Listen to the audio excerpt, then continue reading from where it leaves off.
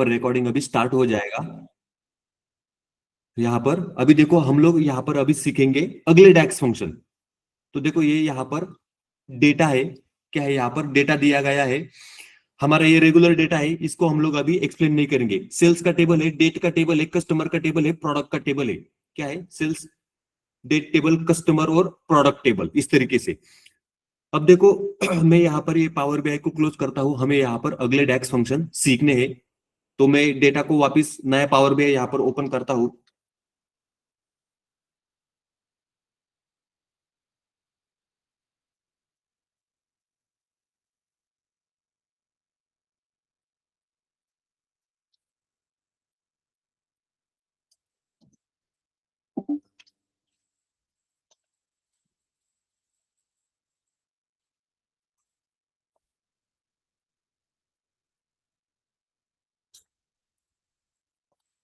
हाँ, ये power BI यहाँ पर ओपन हो चुका है। इसके अंदर अभी अगर आप देखोगे तो हमें अगले डैक्स फंक्शन सीखने हैं। तो डेटा को पहले लोड करेंगे, गेट डेटा, इसके अंदर एक्सेल वर्कबुक।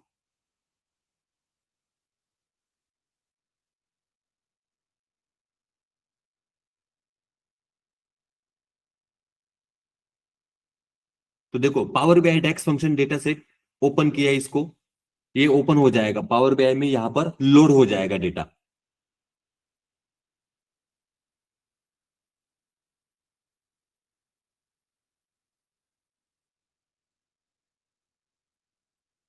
इसके अंदर हमने customer table, date table, product table और सेल्स टेबल, इसको क्या किया?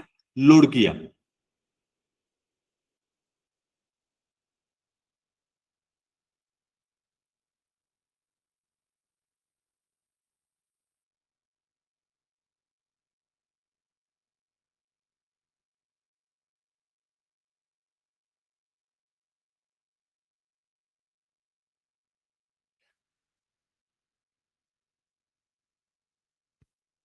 देखो यहाँ पर ये डेटा लोड हो रहा है।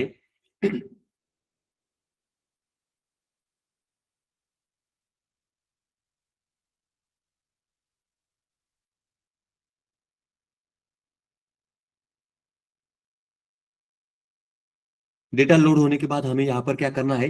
सबसे पहला काम है हमारा रिलेशनशिप को क्रिएट करना, उसको भूलना नहीं है।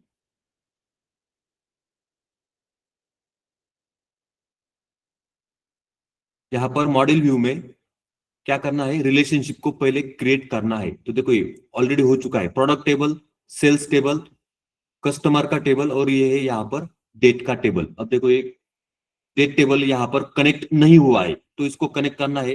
डेट टेबल का डेट कॉलम ऑर्डर डेट, इसके ऊपर ड्रैग किया तो वन टू मेनी रिलेशनशिप यहाँ पर क्रिएट हो जाएगा। देखो ये one two many relationship save किया, यहाँ पर अभी ये रिलेशनशिप क्रिएट हो चुका है, आपको यहाँ पर दिखाई दे रहा है। देखो तीनों टेबल के बीच में यहाँ पर रिलेशनशिप क्रिएट हो चुका है। डेट टेबल को मार्क एज डेट टेबल करना है, राइट राइट क्लिक किया, मार्क एज डेट टेबल, इसके ऊपर क्लिक किया, mark as date table, date column को चूज किया, वैलिडेशन सक्सेसफुल हो चुका है, सेव किया। तो ये डेट टेबल यहाँ पर हो गया है। अभी अभी जाकर के हमें देखने हैं अगले डैक्स फंक्शन। तो देखो यहाँ पर मैं पीडीएफ को ओपन करता हूं। देखो हमने कल सीखा था फिल्टर फंक्शन एक नंबर, दूसरा था कैलकुलेट फंक्शन, कैलकुलेशन करने के लिए कैलकुलेट फंक्शन को सीखा था। तीसरा फंक्शन था इफ, उसको भी हमने कल सीखा था। उसके बाद चौथा था स्विच फंक्शन, ये भी नेस्टेड इफ के लिए के अलावा दूसरा अगर फंक्शन कोई है तो वो स्विच, ये भी मल्टीपल कंडीशन के लिए यूज किया जाता है। उसके अलावा स्विच हो गया। उसके अलावा था एंड फंक्शन, लॉजिकल फंक्शन है ये, लॉजिकल एंड बोला जाता है इसको। अगर इसमें दोनों कंडीशन, जितने भी कंडीशन आपने दिए वो अगर ट्रू होते हैं तो ही रिजल्ट डिस्प्ले होता है एंड फंक्शन में। और फंक्शन का क्या लॉजिक है? और फंक्शन में अगर आपने दो कंडीशन दिए, उसमें से एक भी कंडीशन अगर ट्रू हुआ तो वो रिजल्ट डिस्प्ले कर देता है। इसको हमने भी कल देखा था, लॉजिकल फंक्शन। और अब देखो अगला है 17वां फंक्शन यहाँ पर, नॉट। क्या है ये? लॉजिकल निगेशन, मतलब ये क्या करता है? लॉजिकल निगेशन करता है। अब देखो यहाँ पर इसका सिंटैक्स दिया है नॉट, उसके अंदर आपको क्या करना है? कंडीशन देना होता है। क्या है? कंडीशन देना होता है। अब देखो हमारे टेबल के अंदर कस्टमर ने ऑर्डर डाला है, वो ऑर्डर स्टेटस कॉलम में क्या है, कंप्लीटेड, पेंडिंग, कैंसल, रिटर्न, इस तरीके से स्टेटस है। अभी हमने यहाँ पर डेटा के अंदर देख लिया। अब अगर देखना है मुझे, एक नया कॉलम क्रिएट करना है, जो ऑर्डर डिलीवर नहीं हुए हैं, क्या है, जो ऑर्डर डिलीवर नहीं हुए हैं, अगर उसको ढूंढना है तो कैसे ढूंढेंगे? देखो यहाँ पर लिखा है, एग्जांपल है ये, not deliver equal to if के अंदर not function, sales sales table का status column equal to completed. क्या है? सेल्स टेबल का स्टेटस इक्वल टू कंप्लीटेड, मतलब जो ऑर्डर कंप्लीटेड नहीं है वो क्या है, नॉट डिलीवर ऑर्डर है। क्या है? Not deliver. तो देखो यहां पर लिखा है not deliver equal to, if function लगाएंगे, उसके अंदर नॉट फंक्शन, सेल्स टेबल का status column equal to completed. जो ऑर्डर कंप्लीटेड नहीं है उसको आंसर में क्या आएगा, यस आएगा, और जो ऑर्डर कंप्लीटेड है उसको, जो ऑर्डर कंप्लीटेड है वहां पर, यहां पर नो आएगा, इस तरीके से। मतलब इफ के अंदर यहां पर नॉट फंक्शन यूज किया है। हमको ढूंढना क्या है, जो ऑर्डर कंप्लीटेड नहीं है वो ऑर्डर यहां पर ढूंढने है। कैलकुलेटर कॉलम का यूज करेंगे, यहां पर लिखा है नॉट कंप्लीटेड ऑर्डर को हमें ढूंढना है, इस तरीके से। अब देखो यहां पर नॉट फंक्शन का हम लोग यूज करेंगे। बेसिकली नॉट का मतलब होता है नहीं, नो। क्या मतलब होता है? नॉट का मतलब होता है नहीं, नो। तो अभी देखो इसको सीखेंगे, नॉट डिलीवर। तो क्या करना है, टेबल व्यू में जाना है। यहां पर एक सेल्स टेबल के अंदर ऊपर क्लिक करना है। यहां पर न्यू कॉलम को क्रिएट करेंगे, हमें नॉट डिलीवर्ड ऑर्डर को फाइंड आउट करना है। तो कैसे करेंगे, यहां पर नया कॉलम क्रिएट करना है, इसको मैं लिखूंगा यहां पर नॉट डिलीवर्ड इक्वल टू, यहां पर लिखेंगे इफ, इसको मैं थोड़ा बड़ा करता हूं,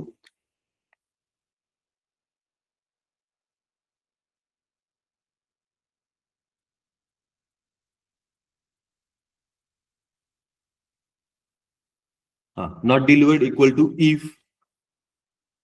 इफ नॉट सेल का, सेल्स टेबल का status column equal to completed. Result if true में यस आएगा, रिजल्ट इफ फॉल्स में नो आएगा, इस तरीके से। देखो इफ, इसमें लिखेंगे नॉट सेल्स टेबल का कौन सा कॉलम, स्टेटस कॉलम। देखो सेल्स टेबल का स्टेटस कॉलम इक्वल टू, क्या लिखेंगे इधर, कंप्लीटेड, क्योंकि हमारे स्टेटस कॉलम में कंप्लीटेड है वहां पर, इसलिए यहां पर लिखा कंप्लीटेड। ब्रैकेट को कंप्लीट किया, इफ ने, इफ का लॉजिकल टेस्ट यहां पर कंप्लीट हो चुका है, कॉमा, रिजल्ट इफ ट्रू में क्या लिखेंगे, yes, comma, result if false, इस पैरामीटर में लिखेंगे नो। क्या लिखेंगे, नो। तो इसका मीनिंग होता है जो ऑर्डर कंप्लीटेड नहीं है उसको आंसर आना चाहिए यस, और अगर ऑर्डर कंप्लीटेड है तो वहां पर आंसर आएगा नो, इसका मीनिंग होता है। अब देखो ये नॉट डिलीवर्ड, मैंने यहां पर एक ब्लैंक कॉलम आ चुका है, एंटर प्रेस किया तो देखो यहां पर आ चुका है नॉट डिलीवर्ड में यस और नो में आंसर आ चुका है। अब देखो यहां पर स्टेटस क्या है, ये कंप्लीटेड लिखा है। देखो यहां पर कंप्लीटेड, इसका मतलब यहां पर नो आ चुका है। क्या है, नो आ चुका है। और अगर मैं यस लगाता हूं, यस को फिल्टर लगाया मैंने, यहां पर ओके किया, तो देखो यहां पर स्टेटस में क्या दिख रहा है, ऑर्डर पेंडिंग है, ऑर्डर कैंसिल हो चुकी है, ऑर्डर यहां पर कैंसिल है, ऑर्डर रिटर्न हो चुकी है, ये कहां पर आ चुका है, यस में। तो हमें कौन सा फाइंड आउट करना था, जो ऑर्डर कंप्लीटेड नहीं है, डिलीवर नहीं हुए हैं, उनको फाइंड आउट करना था। तो देखो नॉट डिलीवर्ड कॉलम का नाम, और उसके अंदर यस में क्या आया है, status, pending, cancel, cancel, return, इस तरीके से जो ऑर्डर कंप्लीटेड नहीं है उसमें यहां पर यस आया है। हमने यहां पर किस फंक्शन को देखा, नॉट। ये क्या करता है, निगोशिएशन करता है, मतलब जो रिजल्ट है उसको ऑपोजिट लॉजिक अगर आपको लगाना है, जो रिजल्ट है उसके अगर ऑपोजिट लॉजिक आपको अगर लगाना है तो यहां पर नॉट फंक्शन का यूज करना है। तो ये था यहां पर नॉट फंक्शन।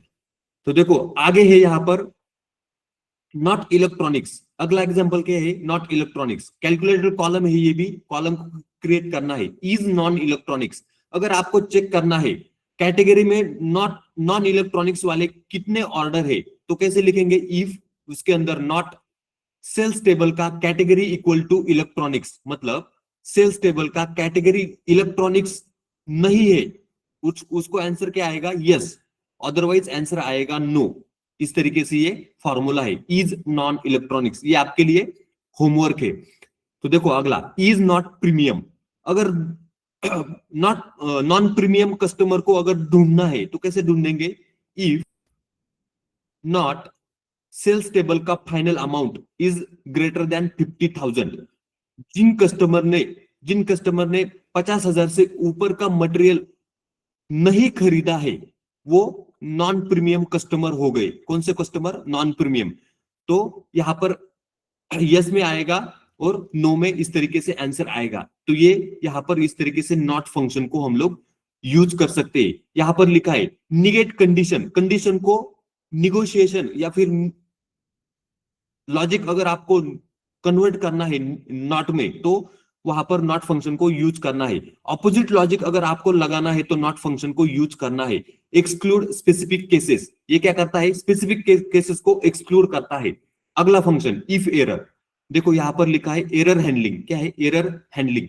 इसके अंदर इफ एरर सिंटेक्स क्या है, ये पूछेगा पहला पैरामीटर एक्सप्रेशन, दूसरा पैरामीटर यहाँ पर एरर वैल्यू, क्या है दूसरा पैरामीटर, एरर वैल्यू। देखो पहला देना है एक्सप्रेशन और दूसरा अगर एरर आता है तो एरर को हैंडल करने के लिए यहाँ पर आपको एरर का वैल्यू देना पड़ेगा। तो ये एरर हैंडलिंग के लिए यूज किया जाता है इफ एरर। ये फंक्शन मैंने एक्सेल में भी सिखाया था, आपको याद होगा। तो देखो इसका एक एग्जांपल यहाँ पर दिया है, सेफ डिवीजन, क्या है यहाँ पर, सेफ डिवीजन कैलकुलेटेड मेजर है ये, क्या है मेजर। देखो एवरेज प्राइस अगर आपको कैलकुलेट करना है तो आप क्या करोगे, इफ एरर फंक्शन लगाओगे, एरर नहीं आने के लिए इफ एरर फंक्शन लगाना है। उसके अंदर लिखेंगे सम ऑफ सेल्स टेबल का अमाउंट कॉलम, सेल्स टेबल का अमाउंट कॉलम का क्या करेंगे, सम करेंगे, उसको डिवाइड करेंगे किससे, काउंट फंक्शन का यूज करेंगे। सेल्स टेबल का ऑर्डर आईडी, क्या है, सेल्स टेबल का ऑर्डर आईडी को काउंट करके उसको डिवाइड करेंगे ये सम फंक्शन को, तो आपको एवरेज प्राइस वहां पर मिल जाएगा। क्या मिल जाएगा, एवरेज प्राइस। अगर एरर आता है तो आंसर क्या आएगा, जीरो। अगर एरर आता है तो आंसर यहाँ पर जीरो आएगा। देखो रिजल्ट में लिखा है यहाँ पर shows zero if there's a division error, क्या है, अगर डिवीजन में कुछ एरर आता है तो वो क्या करेगा, आंसर जीरो देगा, इस तरीके से। तो ये यहाँ पर रिजल्ट भी यहाँ पर लिखा है। अगला एग्जांपल है यहाँ पर सेफ लुकअप, क्या है ये, सेफ लुकअप। अब देखो यहाँ पर मैं पहले सेफ डिवीजन का आपको एग्जांपल दिखा देता हूं, एक्सेल में दिखा देता हूं ये एग्जांपल। इसका मतलब क्या होता है, इफ एरर फॉर्मूला। तो देखो यहाँ पर एक्सेल में, यहाँ पर मैं कंट्रोल एन करके एक ब्लैंक वर्कबुक ले लेता हूं। देखो यहाँ पर इफ एरर फॉर्मूला को पहले देख लो कैसे होता है इफ एरर। देखो यहाँ पर मैंने लिखा equal to 25 divided by 0, enter press किया तो देखो यहाँ पर आंसर आया क्या, नहीं, इसने बोल दिया डिवीजन एरर। क्या बोल दिया, डिवीजन एरर। तो मैं यहाँ पर कौन सा फॉर्मूला लगाऊंगा, इफ एरर। अब देखो equal to if error formula आ चुका है, टैब प्रेस किया, ये पूछ रहा है वैल्यू, क्या है वैल्यू। तो मैंने यहाँ पर लिखा 25 डिवाइडेड बाय 0, यहां पर एरर आ जाएगा, आंसर जब आएगा एरर आएगा तो ये वैल्यू में मैंने यहां पर वैल्यू लिख दिया, कॉमा। दूसरा पैरामीटर पूछ रहा है वैल्यू इफ एरर, अगर एरर आता है तो क्या लिखना है आपको यहां पर। तो मैं यहां पर लिखूंगा डबल कोट में डिवीजन एरर, ऐसे लिखूंगा मैं, क्या लिखूंगा, डिवीजन एरर। देखो डबल कोट में लिखा, ब्रैकेट को कंप्लीट किया, यहां पर इफ एरर का फॉर्मूला कंप्लीट हो चुका है एक्सेल के अंदर। अब मैंने यहां पर एंटर प्रेस किया तो देखो यहां पर आउटपुट क्या आया है, क्या है ये, डिवीजन एरर। पहले क्या आया था, ये एरर था, हैश डिव डिवाइडेड बाय 0, ये क्या है, एरर। अब ये एरर को अगर हैंडल करना है तो यहाँ पर मैंने इफ एरर फंक्शन का यूज किया और आंसर यहाँ पर क्या आ चुका है, अभी डिवीजन एरर। मतलब यहाँ पर जो यूजर है उसको समझ में आ गया कि भाई 0 से किसी भी नंबर को डिवाइड नहीं किया जाता है। तो ये इस तरीके से डिवीजन एरर, एरर को हैंडल करने के लिए ये इफ एरर फंक्शन एक्सेल में भी है, पावर बीआई में भी है। तो ये इस तरीके से डिवीजन एरर को हैंडल करता है। अब देखो पावर बीआई के अंदर यहाँ पर क्या होगा, एवरेज प्राइस निकालते समय अगर ये काउंट में ऑर्डर आईडी अगर आपका वहां पर काउंट फंक्शन में ऑर्डर आईडी अगर जीरो आता है, क्या है, जीरो आता है, तो यहाँ पर एरर आ जाएगा, एवरेज प्राइस निकालते समय एरर आएगा। इस एरर को कैसे हैंडल करना है? If error sum of sales table का amount divided by count sales table का ऑर्डर आईडी, और अगर एरर आता है तो आंसर क्या आएगा? जीरो। क्या आएगा? जीरो। इस तरीके से अब देखो एवरेज प्राइस को अगर निकालना है, हमारे टेबल में डेटा एकदम करेक्ट है, तो यहां पर कोई भी एरर नहीं आएगा, कोई भी एरर नहीं आएगा। अब देखो एवरेज प्राइस, पावर बीआई में क्या करना है? सेल्स टेबल के ऊपर क्लिक क्लिक करना है और यहां पर न्यू मेजर, हमें एवरेज प्राइस को निकालना है। तो देखो यहां पर न्यू मेजर, यहां पर लिखा एवरेज प्राइस इक्वल टू, यहां पर लिखेंगे इफ एरर, देखो यहां पर फॉर्मूला आ चुका है, टैप प्रेस किया, ये पूछ रहा है वैल्यू, क्या पूछ रहा है? वैल्यू। तो वैल्यू के अंदर हम लोग यहां पर लेंगे सम ऑफ सेल्स टेबल का कौन सा कॉलम? Amount column. तो देखो ये अमाउंट कॉलम को टैप प्रेस किया, ब्रैकेट को कंप्लीट किया, इसमें डिवाइड भी करना है। तो देखो यहां पर फॉर्मूला क्या था हमारा? इफ एरर, ब्रैकेट में लिखा सम ऑफ सेल्स टेबल का amount column divided by count sales table का ऑर्डर आईडी। तो देखो यहां पर सेल्स टेबल का amount column divide by count function यहां पर लगाएंगे, ब्रैकेट को कंप्लीट किया, ये पूछ रहा है कॉलम का नाम बताओ। तो सेल्स टेबल का कौन सा? ऑर्डर आईडी कॉलम, इसको सिलेक्ट करना है। कहां पर गया ऑर्डर आईडी? तो देखो ये ऑर्डर आईडी, टैप प्रेस किया, यहां पर फॉर्मूला कंप्लीट हो चुका है, ब्रैकेट को कंप्लीट किया। अब ये हमारा इफ एरर का फॉर्मूला यहां पर कंप्लीट हो चुका है, मतलब इसका एक पैरामीटर अभी बाकी है, क्वामा लिखा मैंने। क्या लिखा मैंने यहां पर? क्वामा।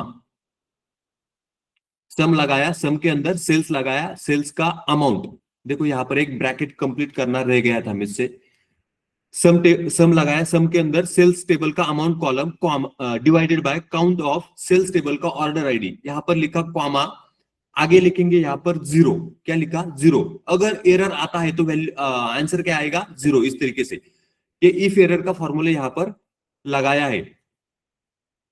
अगर मैं यहां पर एंटर प्रेस करता हूं तो देखो एवरेज प्राइस यहां पर क्या है? नया मेजर यहां पर आ चुका है, एवरेज प्राइस। अब अगर इसको देखना है तो रिपोर्ट व्यू में जाना है,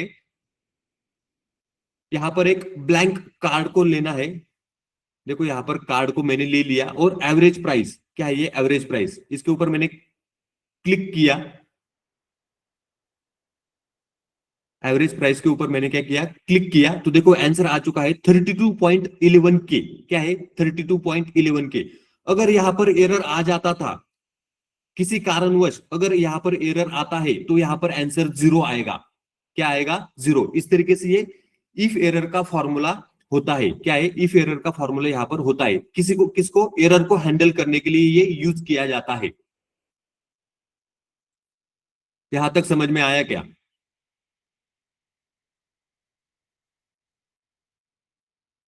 बाकी लोग, यस सर। किसी को कुछ डाउट है क्या? सबको समझ में आया क्या? Yes sir. ओके। तो देखो ये बेसिकली एरर को हैंडल करने के लिए यूज किया जाता है, इफ एरर फॉर्मूला। यहां पर हमने एवरेज प्राइस को निकाल लिया, किसी कारणवश अगर इसमें एरर आता था तो आंसर जीरो आता था। ये देखो यहां पर रिजल्ट में भी वही लिखा है। अगला एग्जांपल है यहां पर सेफ लुकअप। अब देखो यहां पर कस्टमर लुकअप, क्या है? Customer lookup. इफ एरर, अगर एरर आता है तो क्या होगा? रिलेटेड फंक्शन यहां पर यूज करेंगे, इसके अंदर कस्टमर मास्टर, मतलब कस्टमर टेबल में से क्या लेंगे? कस्टमर का नाम। क्या लेंगे? कस्टमर का नाम। अगर कस्टमर का नाम लेते समय अगर कुछ एरर आता है तो आंसर क्या आएगा? Unknown customer. आंसर क्या आएगा वहां पर?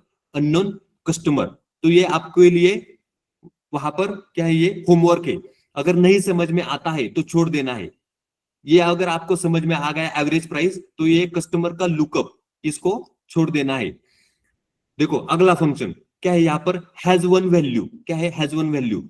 Check single value context. क्या है यहां पर? Check single value context. अब थोड़ा सा ध्यान देना है, फॉर्मूले यहां से थोड़े डिफिकल्ट है। हैज वन वैल्यू, इसके अंदर देखो कॉलम का नाम देना है, क्या है, कॉलम का नाम देना है। देखो यहां पर लिखा है show region name only if single single.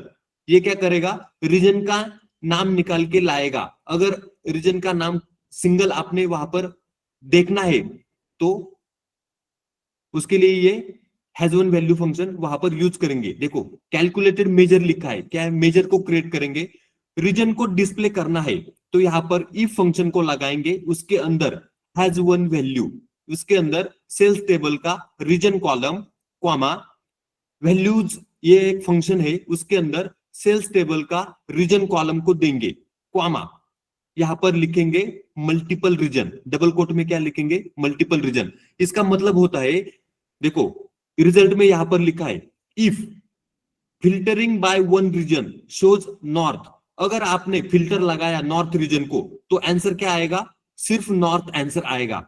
अगर आपने कोई भी फिल्टर नहीं लगाया, इफ मल्टीपल रीजन सिलेक्टेड, आपने क्या किया, मल्टीपल रीजन को सिलेक्ट किया तो यहां पर वो क्या दिखाएगा, मल्टीपल रीजन, क्या दिखाएगा वहां पर डिस्प्ले में, मल्टीपल रीजन। अगर आपने इफ नो फिल्टर, अगर आपने कोई भी फिल्टर नहीं लगाया तो वहां पर क्या दिखाएगा, मल्टीपल रीजन। अब इसको देख लेते हैं। देखो इसको रीजन डिस्प्ले इक्वल टू यहां पर लिखेंगे, मेजर क्रिएट करेंगे, टेबल व्यू में जाना है, न्यू मेजर, मेजर के अंदर वहां पर आपको क्या करना है, लिखना है यहां पर region display, region display equal to if, देखो इफ फंक्शन ये पूछ रहा है लॉजिकल टेस्ट, इसके अंदर मैंने लिया हैज वन वैल्यू, क्या फंक्शन लगाया, हैज वन वैल्यू। अब ये पूछ रहा है, क्या पूछ रहा है, बैकएंड में कॉलम का नाम बताओ, तो कॉलम का नाम क्या दिया है हमने, सेल्स डेटा, सेल्स टेबल का रीजन कॉलम। देखो यहां पर सेल्स टेबल का कौन सा column, region column, region, bracket को कंप्लीट किया। अब अगला क्या है, क्वामा वैल्यूज फंक्शन लेना है, उसके अंदर सेल्स टेबल का रीजन कॉलम क्वामा। देखो अब ये पूछ रहा है result if true, if function क्या पूछ रहा है, रिजल्ट इफ ट्रू में क्या चाहिए आपको, तो यहां पर लिखेंगे वैल्यूज फंक्शन, उसके अंदर सेल्स टेबल का रीजन कॉलम। पहले कौन सा फंक्शन लेना है, वैल्यूज, तो देखो ये वैल्यूज नाम से यहां पर फंक्शन है, टैप प्रेस किया। अब ये क्या पूछ रहा है, बैकएंड में देख लो, टेबल का नाम बताओ और कॉलम का नाम बताओ, तो यहां पर टेबल का नाम बताएंगे सेल्स टेबल का रीजन कॉलम, सेल्स टेबल का यहां पर रीजन कॉलम, ब्रैकेट को यहां पर कंप्लीट किया। आगे अब ये रिजल्ट इफ ट्रू यहां पर कंप्लीट हो चुका है, क्वामा रिजल्ट इफ फॉल्स, ये पूछ रहा है अगर रिजल्ट फॉल्स आता है तो क्या आना चाहिए, यहां पर लिखेंगे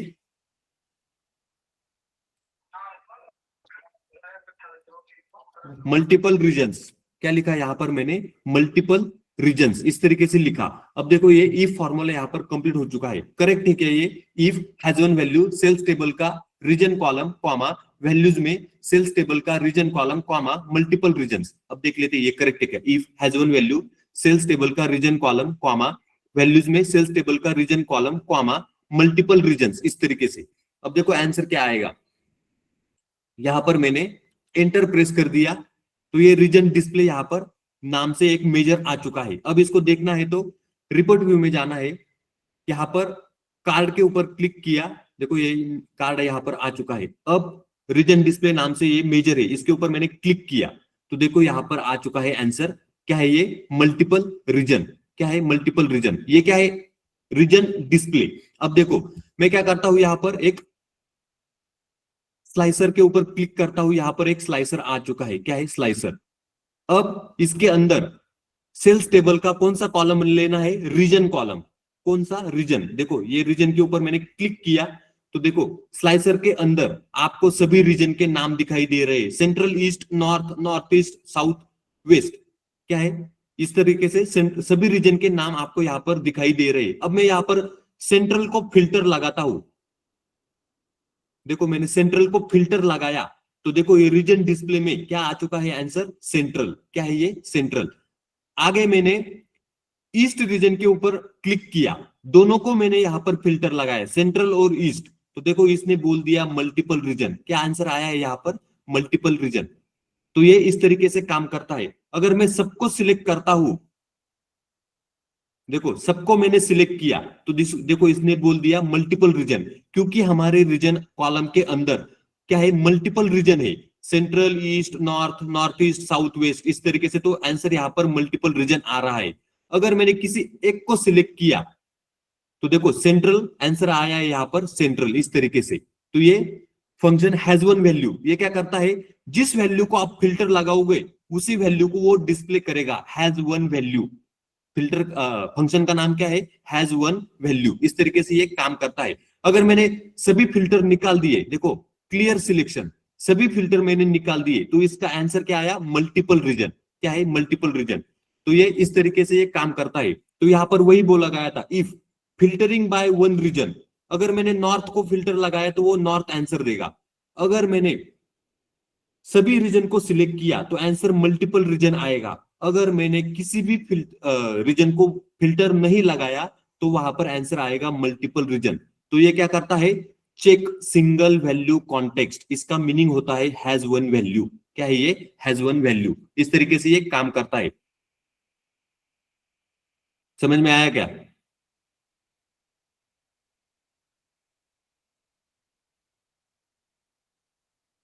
रोहित, समझ में आ रहा है क्या?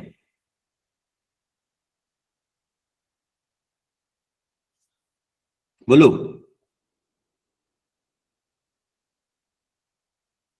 ठीक है, सबको समझ में आ रहा है यहाँ पर। अब देखो ये था यहाँ पर रीजन को डिस्प्ले करने के लिए ये हैज वन वैल्यू हमने फंक्शन यहाँ पर यूज किया है।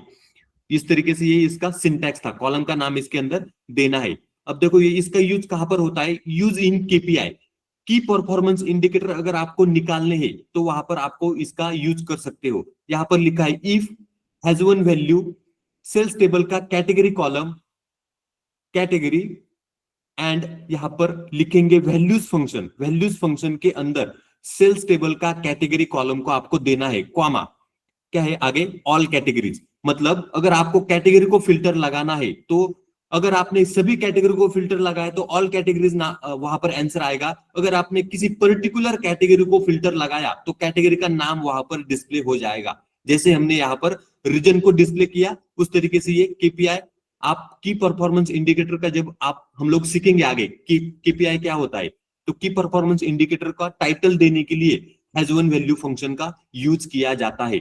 यहाँ पे लिखा है चेक फिल्टर कॉन्टेक्स्ट, ये क्या करता है? फिल्टर कॉन्टेक्स्ट को चेक करता है।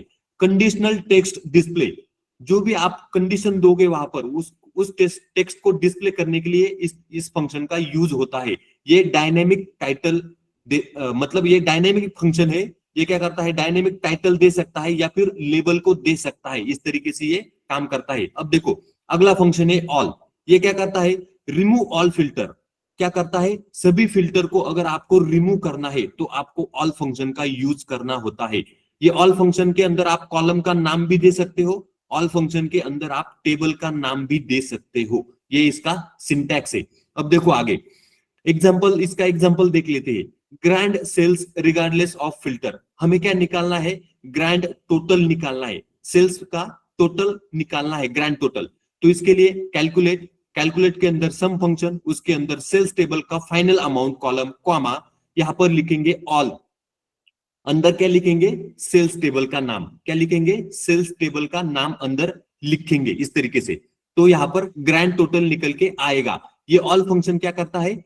फिल्टर को रिमूव करने का काम करता है, इतना याद रखो। अभी देखो ग्रैंड टोटल को निकालना है, कैसे निकालेंगे? तो यहां पर एक मेजर को क्रिएट करेंगे, टेबल व्यू में जाना है, न्यू मेजर, यहां पर लिखना है ग्रैंड टोटल। यहां पर मैंने लिखा ग्रैंड टोटल इक्वल टू, इसके अंदर कौन सा? कैलकुलेट, कैलकुलेट के अंदर सम, सम के अंदर सेल्स टेबल का फाइनल अमाउंट। तो देखो कैलकुलेट फंक्शन ये पूछेगा एक्सप्रेशन, सम फंक्शन ये पूछेगा कॉलम का नाम, सेल्स टेबल का कौन सा कॉलम? Final amount.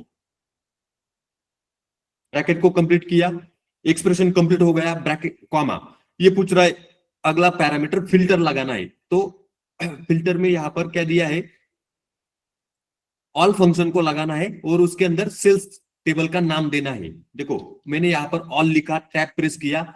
अब ये क्या पूछ रहा है, बैकएंड में देखना है। तो देखो ये पूछ रहा है टेबल नेम और कॉलम नेम, मुझे टेबल का नाम बताओ या फिर कॉलम का नाम बताओ। हम लोग यहाँ पर टेबल का नाम हमारे सेल्स टेबल है। ब्रैकेट को कंप्लीट किया, फिल्टर यहाँ पर कंप्लीट हो चुका है, दूसरा ब्रैकेट यहाँ पर कंप्लीट किया, फॉर्मूला यहाँ पर कंप्लीट हो चुका है, एंटर प्रेस किया। तो देखो यहाँ पर ग्रैंड टोटल नाम से मेजर आ चुका है। क्या है, मेजर।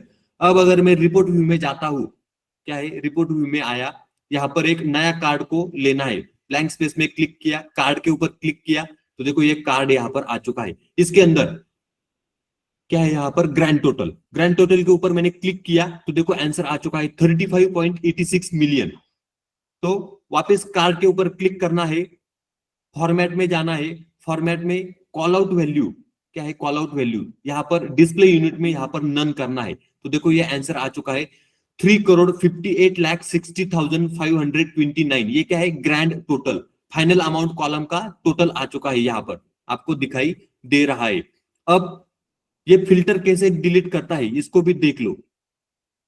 अब देखो ये ग्रैंड टोटल यहाँ पर आ चुका है। मैंने ऊपर रीजन, क्या है, स्लाइसर, रीजन का स्लाइसर लगाया है। अब इसको मैं थोड़ा सा छोटा कर देता हूं। यहां पर बाजू में एक और, देखो बाजू में हम लोग क्या करेंगे, एक और कैटेगरी का, कैटेगरी नाम से एक और स्लाइसर लेंगे यहां पर। तो यहां पर एक और स्लाइसर मुझे चाहिए, तो मैं स्लाइसर के ऊपर क्लिक करता हूं। मुझे यहाँ पर कैटेगरी का भी स्लाइसर फिल्टर लगाना है। तो कैसे, देखो कैटेगरी को लगाया, यहाँ पर कैटेगरी के ऊपर मैंने क्लिक किया तो देखो सभी कैटेगरी यहाँ पर आ चुके हैं। डेटा के अंदर से books, clothing, electronic, home and kitchen, sport, ये क्या है, कैटेगरी फिल्टर लगाने के लिए यहाँ पर आए हैं। अब देखो ये ऑल क्या करता है, सभी फिल्टर को रिमूव करता है। देखो मैंने रीजन के ऊपर, सेंट्रल के ऊपर क्लिक किया, अमाउंट यहाँ पर चेंज हुआ है क्या, ग्रैंड टोटल नहीं हुआ। अगर मैंने वेस्ट के ऊपर क्लिक किया, कोई भी चेंजेस नहीं हो रहे। लेकिन देखो जैसे ही मैंने वेस्ट के ऊपर क्लिक किया, रीजन डिस्प्ले में यहाँ पर वेस्ट आ चुका है। और मैंने वेस्ट के ऊपर क्लिक किया तो देखो यहाँ पे एवरेज प्राइस चेंज हो चुका है, एवरेज प्राइस यहाँ पर चेंज हुआ है। अगर मैंने ईस्ट के ऊपर क्लिक किया तो देखो ये एवरेज प्राइस चेंज हो गया, यहाँ पर रीजन डिस्प्ले चेंज हुआ है। लेकिन ये आंसर यहाँ पर ग्रैंड टोटल चेंज नहीं हो रहा है। क्यों नहीं हो रहा है, क्योंकि ये हमने यहाँ पर फिल्टर किसको लगाया, सेल्स टेबल को फिल्टर लगाया है। क्या है, सेल्स टेबल को। तो ये ऑल फंक्शन क्या करता है,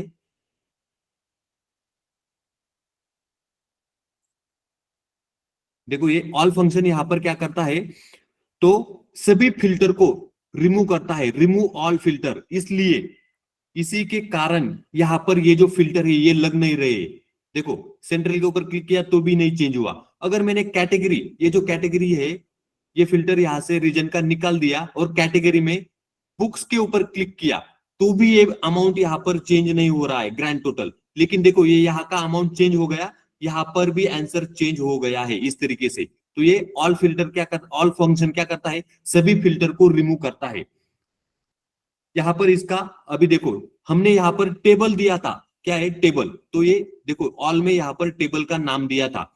अब दूसरा एग्जांपल यहाँ पर देखेंगे, देखो टोटल बाय रीजन, क्या है ये, टोटल बाय रीजन। अब देखो कैलकुलेटेड मेजर है ये, इसके अंदर रीजन का टोटल निकालना है, कैलकुलेट फंक्शन लेना है, सम, उसके अंदर सेल्स टेबल का final amount column, comma all function, sales table का region column.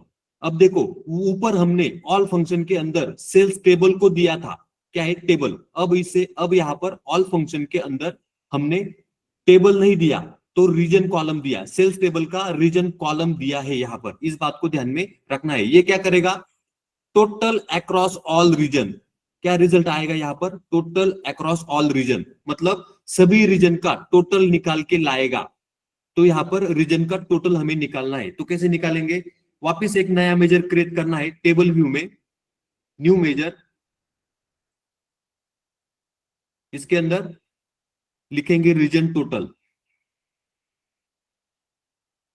Reason total equal to, यहां पर क्या लिखा है, कैलकुलेट सम सेल्स डेटा का फाइनल अमाउंट। तो देखो कैलकुलेट, इसके अंदर एक्सप्रेशन में सम लगाना है, इसके अंदर सेल्स टेबल का फाइनल अमाउंट, ब्रैकेट को कंप्लीट किया, सम फंक्शन यहां पर कंप्लीट हो चुका है, कॉमा। अब दूसरा पैरामीटर फिल्टर, फिल्टर लगाना है तो यहां पर ऑल फंक्शन को लिया, टैब प्रेस किया। अब ये पूछ रहा है टेबल और कॉलम का नाम बताओ। क्या पूछ रहा है? टेबल नेम और कॉलम नेम बताओ। तो यहां पर हम लोग कॉलम का नाम बताएंगे, सेल्स टेबल का रीजन कॉलम। देखो सेल्स टेबल का रीजन, टैब प्रेस किया, ब्रैकेट को कंप्लीट किया, फॉर्मूला यहां पर कंप्लीट हो चुका है। क्या है? फॉर्मूला यहां पर कंप्लीट हो चुका है। मैंने एंटर प्रेस कर दिया तो देखो रीजन टोटल नाम से एक मेजर आ चुका है। रिपोर्ट व्यू में जाना है यहां पर। अब देखो ये क्या है? Grand total. अब इसके बाजू में यहां पर एक कार्ड को मैं लेता हूं, देखो इसके नीचे लिया कार्ड को। अब इसके अंदर रीजन टोटल, इसके ऊपर मैंने क्लिक किया। क्या किया? क्लिक किया। अब देखो यहां पर आंसर आ चुका है 401.13 के। क्या है ये? रीजन का टोटल है। कौन से रीजन का? तो हमने यहाँ पर किसी भी रीजन को फिल्टर नहीं लगाया है, किसी भी रीजन को ऊपर फिल्टर नहीं लगाया है, लेकिन कैटेगरी में यहाँ पर देखो बुक्स को फिल्टर लगाया है। इसके कारण ये आंसर यहाँ पर इस तरीके से आ रहा है। अब अगर मैं ये सिलेक्शन को क्लियर कर देता हूं तो देखो ये आंसर 35.86 मिलियन। क्या है ये? 35.86 मिलियन। ग्रैंड टोटल के ऊपर क्लिक करना है, फॉर्मेट पेंटर के ऊपर क्लिक करना है, इसके ऊपर क्लिक करना है तो देखो दोनों के दोनों आंसर सेम आ गए हैं यहाँ पर।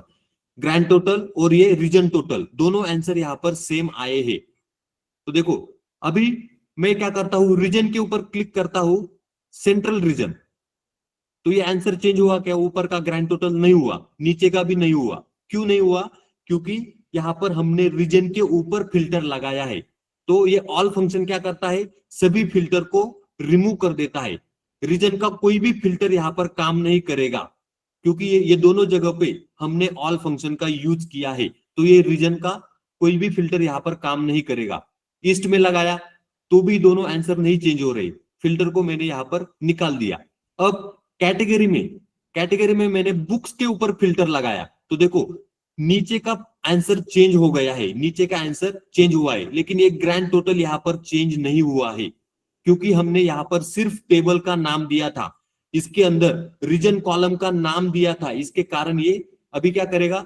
सिर्फ रीजन का जो फिल्टर है उसको ही रिमूव करेगा, बाकी कैटेगरी का ये जो फिल्टर है उसको ये रिमूव नहीं करेगा। तो ये इस तरीके से कैटेगरी के ऊपर बुक्स को इसने आंसर चेंज कर दिया। अगर मैंने इलेक्ट्रॉनिक्स के ऊपर क्लिक किया तो देखो ये इलेक्ट्रॉनिक्स का आंसर आ गया है यहाँ पर।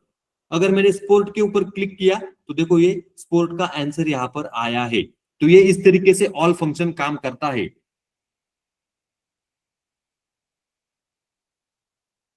समझ में आया क्या? दिमाग के ऊपर से जा रहा है? बोलो।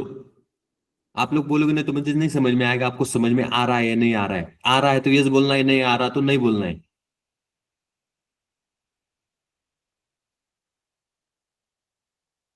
आ रहा है ना समझ में?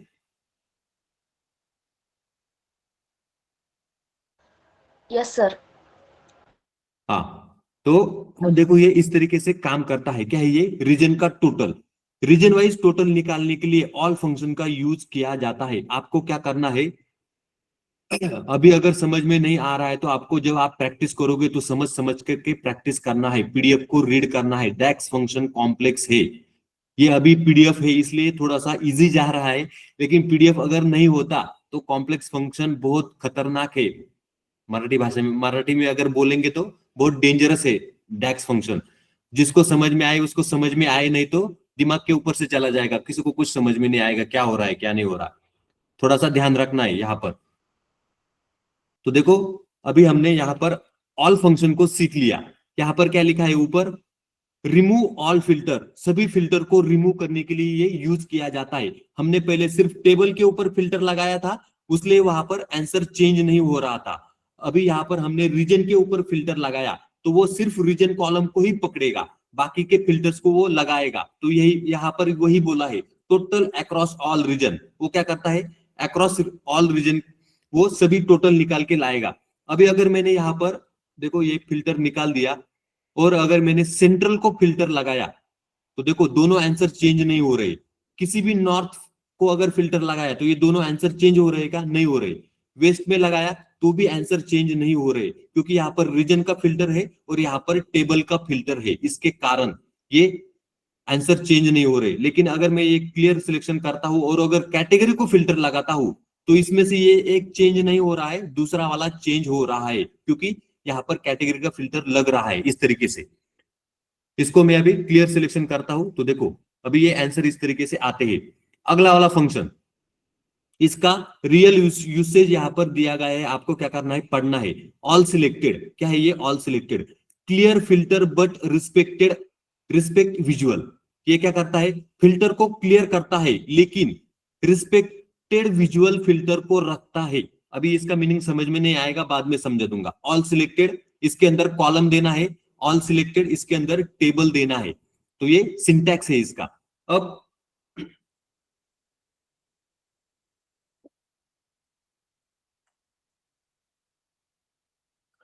अगर यहां पर आप लोग देखोगे तो देखो विजुअल क्या है, यहाँ पर विजुअल ग्रैंड टोटल, देखो कैलकुलेटेड मेजर, क्या है यहाँ पर, कैलकुलेटेड मेजर।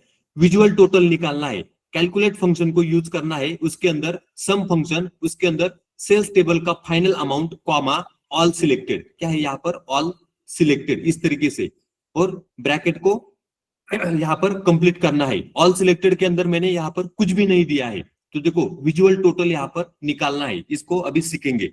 विजुअल टोटल क्या करना है, यहाँ पर टेबल व्यू में जाना है, न्यू मेजर के ऊपर करना, क्लिक करना है। इसके अंदर विजुअल टोटल नाम से एक मेजर बनाना है। Visual total equal to calculate sum function sales data का फाइनल अमाउंट। देखो कैलकुलेट, उसके अंदर एक्सप्रेशन में सम फंक्शन को कॉलम का नाम देना है, सेल्स टेबल का फाइनल अमाउंट, ब्रैकेट को कंप्लीट किया, कॉमा फिल्टर में फिल्टर लगाना है, तो ऑल सिलेक्टेड, क्या है यहाँ पर, ऑल सिलेक्टेड नाम से देखो एक फंक्शन है, टैब प्रेस किया। अब ये ऑल सिलेक्टेड के अंदर क्या देना होता है, तो देखो टेबल का नाम और कॉलम का नाम, क्या है ये पूछ रहा है, टेबल का नाम और कॉलम का नाम। हमने यहाँ पर कुछ भी नहीं देना है, कुछ भी नहीं दिया। ब्रैकेट को, दूसरे ब्रैकेट को कंप्लीट किए, यहाँ पर फॉर्मूला कंप्लीट हो चुका है, विजुअल टोटल, एंटर प्रेस किया तो देखो ये क्या है यहाँ पर विजुअल टोटल नाम से मेजर आ गया है। अब रिपोर्ट व्यू में जाना है। मैंने क्या किया, यहाँ पर इसको थोड़ा सा साइड में लेना है। अब देखो यहाँ पर एक क्या करेंगे, कार्ड को लेंगे। अब देखो ये कार्ड यहाँ पर आ चुका है। अब इसके ऊपर विजुअल टोटल के ऊपर मैंने क्लिक किया तो आपको यहाँ पर देखो आंसर दिखाई दे रहा है, क्या है, आंसर। फॉर्मेट पेंटर में जाना है, यहाँ पर क्लिक करना है, तो देखो ये आंसर, तीनों के आंसर आपको यहाँ पर सेम दिखाई दे रहे हैं, तीनों आंसर यहाँ पर सेम दिखाई दे रहे हैं। तो देखो अभी ये क्या करता है, all selected clear filter but respect visual, इसका मतलब क्या होता है देख लो। इसका मतलब होता है, अब देखो मैंने कैटेगरी को, पहले रीजन को मैं फिल्टर लगाता हूं, रीजन में सेंट्रल रीजन, इसके ऊपर मैंने टिक किया तो देखो ये आंसर यहाँ पर चेंज हो गया है, आंसर यहाँ पर चेंज हो गया क्योंकि मैंने सेंट्रल रीजन को फिल्टर लगाया, इसलिए आंसर चेंज हुआ है।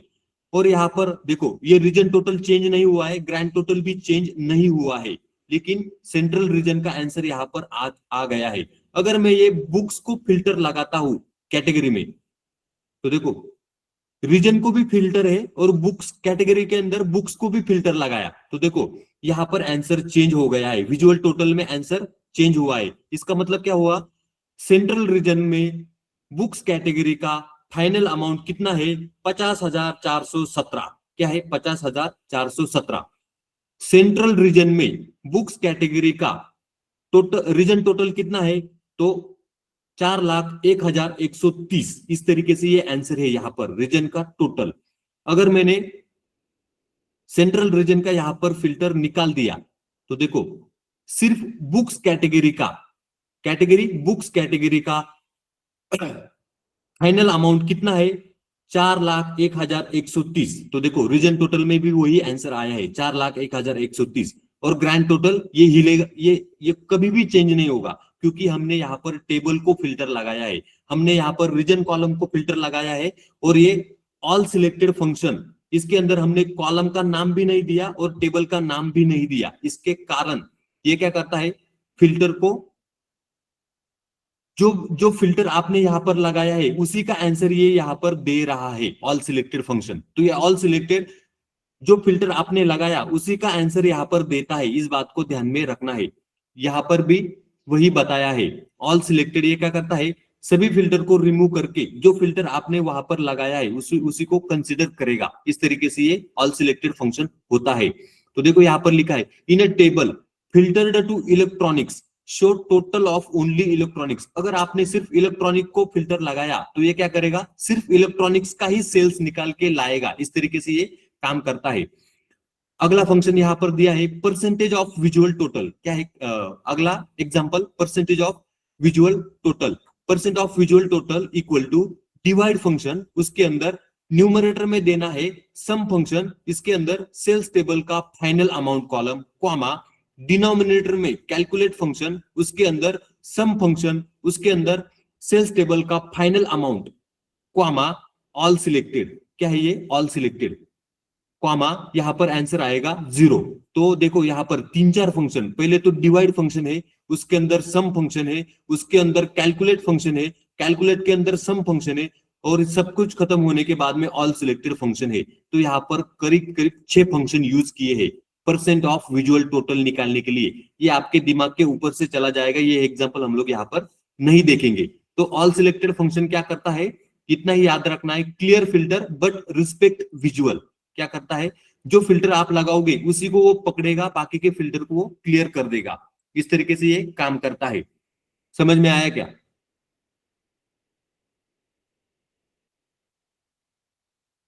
आपको क्या करना है, अभी मैं यहाँ पर समझा तो रहा हूं, लेकिन अगर कुछ समझ में नहीं आता है तो आप खुद से प्रैक्टिस करो। जब आप प्रैक्टिस करोगे तब आपको ये सभी फंक्शन वहां पर समझ में आएंगे। पीडीएफ आपके लिए वहां पर हमने दिया है।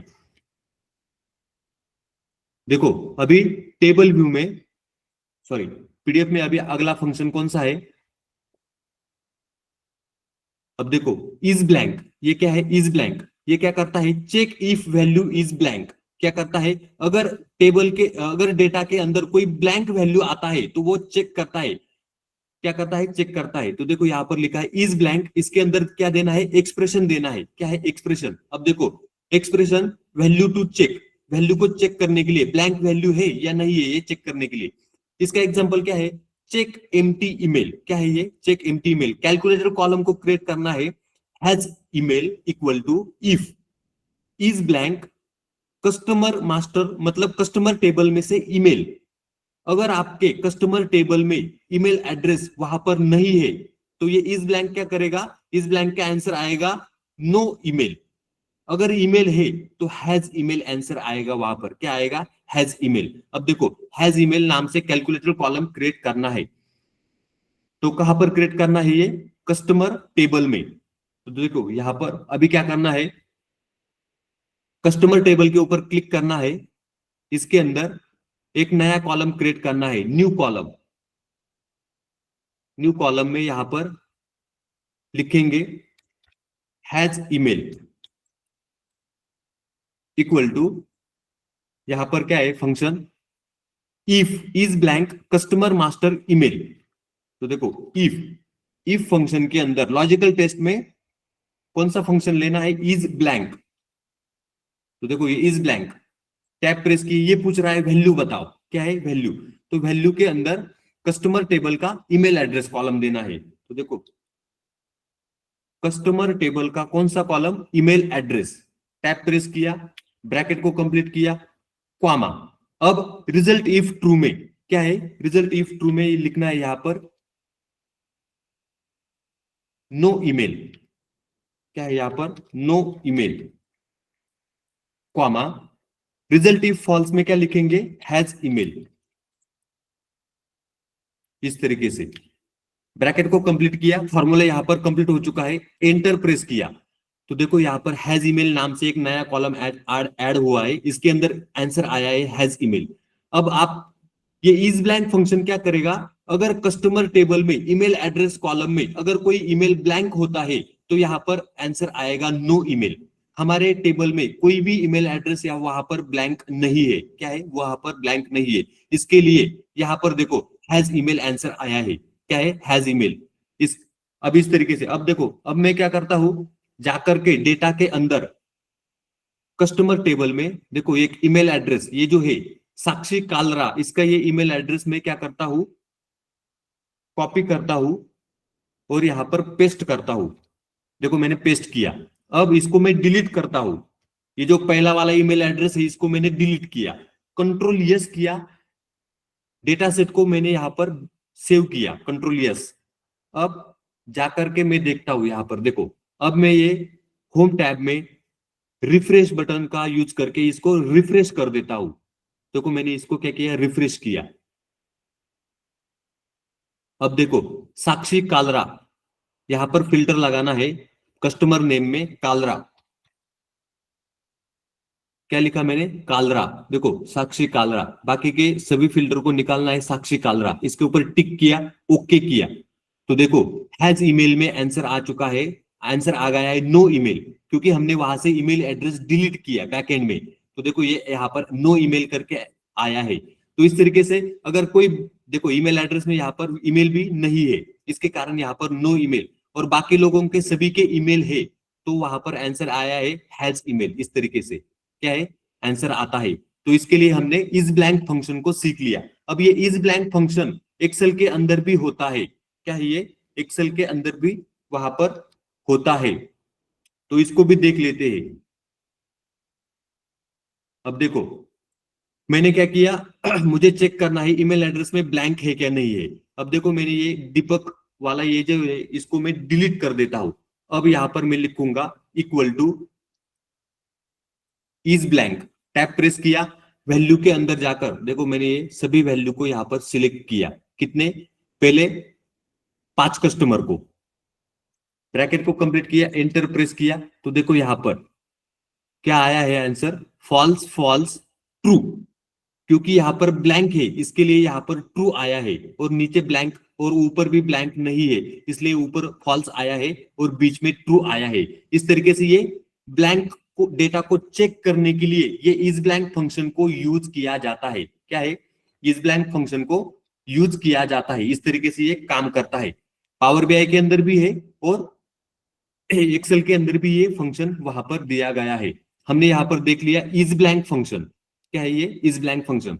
तो ये इसके अगले एग्जांपल यहां पर दिए हैं, आपको क्या करना है, ये होमवर्क है, आपको ये होमवर्क है। अगर आपको डेटा के अंदर ब्लैंक को चेक करना है, डेटा क्वालिटी को चेक करता है, handle missing value, missing value को हैंडल करने के लिए, और कंडीशनल डिस्प्ले अगर आपको वहां पर देना है तो उसके उसके लिए ये इज ब्लैंक फंक्शन को यूज किया जाता है। इस तरीके से अगला फंक्शन यहां पर कुछ नहीं, अगले सभी यहां पर खत्म हो गए। डेक्स फंक्शन समझ में आया क्या?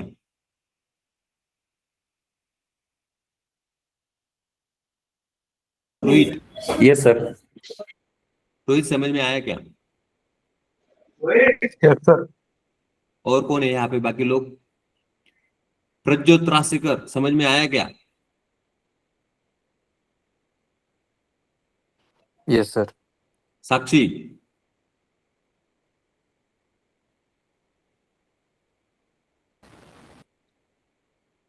शीतल समझ में आया क्या?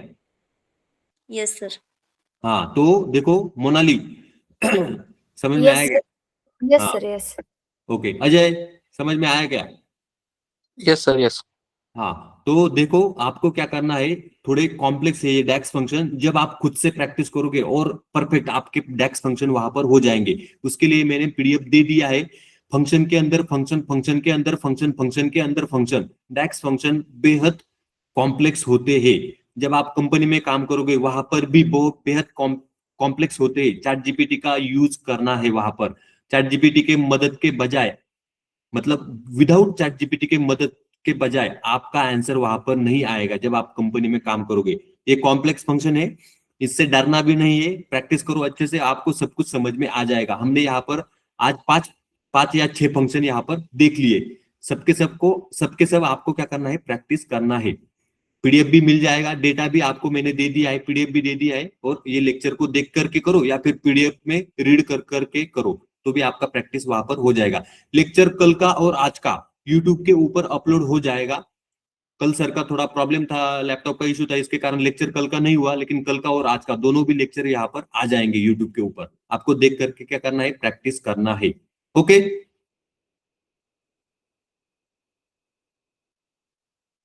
चलो अभी यहाँ पर आज हम लोग रुकते हैं। ये फंक्शन थे, कल अगले डैक्स फंक्शन सीखेंगे। चलो, गुड बाय।